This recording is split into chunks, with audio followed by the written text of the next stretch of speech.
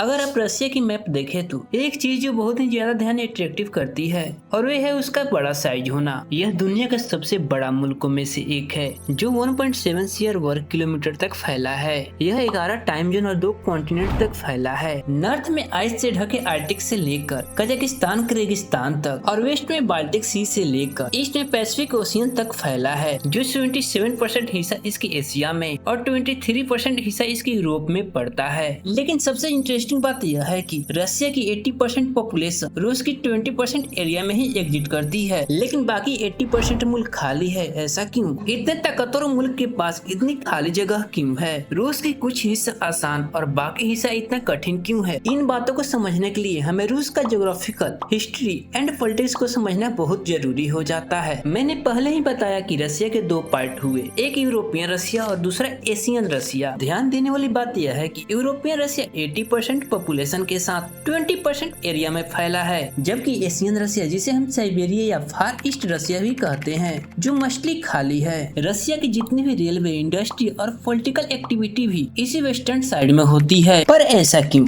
देखो, इतिहास के पन्ने हम देखते हैं तो बहुत सारे मिस्टीरियस बातें पता चलती है। उसी में से एक है हिस्ट्री ऑफ रसिया। शुरू में रूस ऐसा नहीं था जैसा कि हम आज रसिया की मैप देखते हैं। उस वक्त 6th या 7th सेंचुरी में छोटी छोटी स्लेव कम्युनिटी रहती थी जो कबीलों में रहते थे। फिर एक समय आता है 9th सेंचुरी, जिसमें वाइकिंग और स्लव जनजाति मिलकर एक राज्य बनाते हैं, जिसे हम वेस्ट रसिया या कीव यानी यूक्रेन कहते हैं। यह कम्युनिटी दरियाओं के पास थी। यहाँ जमीन भी फर्टाइल थी और मौसम भी बहुत अच्छा था, जबकि इसके दूसरी तरफ मौसम इसके ठीक विपरीत थे, क्योंकि साइबेरिया वाला इलाका का टेम्परेचर -40 डिग्री सेल्सियस से लेकर -60 डिग्री सेल्सियस के बीच होता है, जिससे यहाँ की लाइफ बहुत ही मुश्किल हो जाती है। यह इलाका इतना ठंडा होने के साथ साथ जंगली, दलदली और पहाड़ी इलाका भी है। लेकिन साल बदला जब सोवियत यूनियन 1922 में शासन में आई, जिसे जोसेफ स्टालिन को महासचिव के रूप में नियुक्त किया गया और इसने औद्योगिकरण तथा कृषि सामूहिकरण पर जोर दिया, जिसे जोसेफ स्टालिन के द्वारा ईस्टर्न साइड में रशियन पॉपुलेशन को फैलाने की कोशिश की गई। जो साइबेरिया और फार ईस्ट रसिया में लाखों लोगों को फोर्सफुली भेजा गया।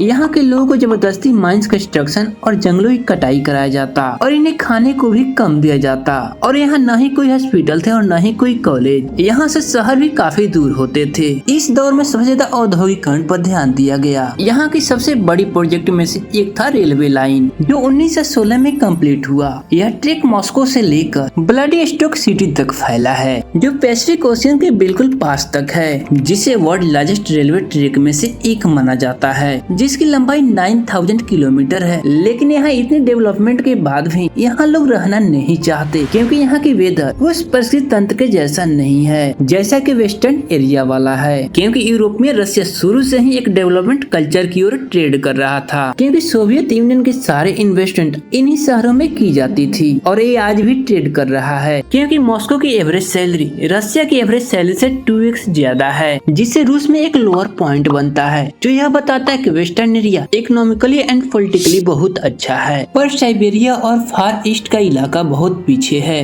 क्योंकि यहाँ लाइफ को जीना बहुत ही मुश्किल हो जाता है। इसके बावजूद भी रसिया की साइबेरिया इलाका नेचुरल रिसोर्सेज से काफी आगे है, क्योंकि यहाँ सबसे ज्यादा ऑयल एंड गैस के रिसोर्स है। आज रसिया की 80% गैस एंड 70% ऑयल साइबेरिया से ही आते हैं। लेकिन रसिया की सबसे बड़ी प्रॉब्लम उनकी लिमिटेड इकोनॉमी है, क्योंकि इनकी इकोनॉमी मिलिट्री ट्रेड के लिए इनके लिए काफी सिर दर्द रही है। रसिया की ज्यादातर कोस्ट लाइन या तो बर्फ से जमी रहती है या फिर ग्लोबली क्लाउड शिपिंग से काफी दूर है। अगर आर्टिक ओशियन की बात करें तो यह 9 महीने आइस की फॉर्म में ही रहता है। रसिया का ईस्टर्न हिस्सा पैसिफिक ओशियन को टच करता है और यहाँ व्लादिवोस्टोक बोट सिटी भी है। पर मॉस्को से Vladivostok boat city approximately 9000 kilometre तक हो जाती है और साइबेरिया के ठीक दूसरी तरफ है। अब रसिया के दूसरी तरफ यानी यूरोप साइड में ब्लैक सी है, जो मॉस्को से काफी नजदीक है, जो सेवेस्टोपोल के समीप है और मेडिटेरेनियन सी तक पहुंचने के लिए बोस्फोरस एंड डार्डनस सी से होकर गुजरना पड़ता है। और इन पर टर्की जैसे देश का कंट्रोल है,